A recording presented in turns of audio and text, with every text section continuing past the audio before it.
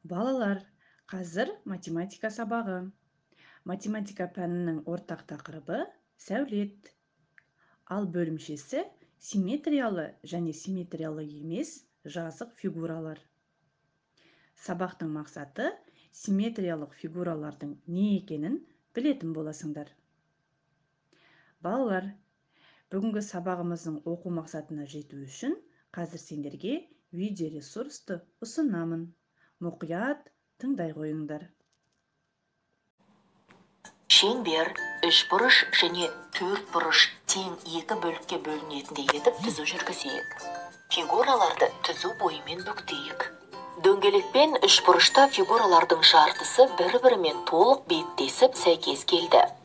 Демек, шеңбер мен үшбұрыш түзуге қатысты симметриялы фигуралар бола алады. Төртбұрышты түзу бойымен бүктеу кезінде екі жартысы сәйкес келмеді. Яғни төртбұрыш симметриялы емес жазық фигура. Айналамыздағы кез келген заттың кескінін симметриялы немесе симметриялы емес фигура екенін ортасынан түзу сызу арқылы анықтай аламыз.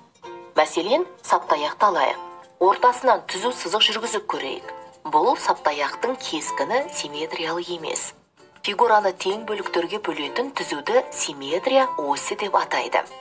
Көбелекті симметриялы етіп қалай бөлуге болады?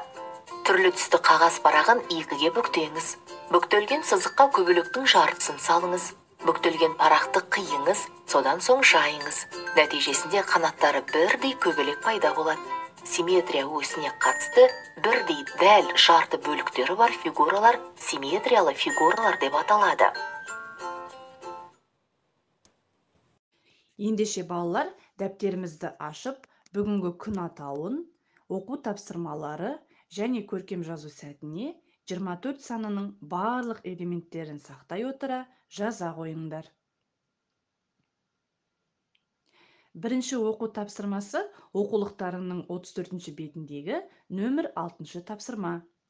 Балалар, бұл тапсырманың дескрипторы бірінші фигураларды жіктейді, екінші симметриялы фигураларды табады, үшінші симметриялы фигураны салады.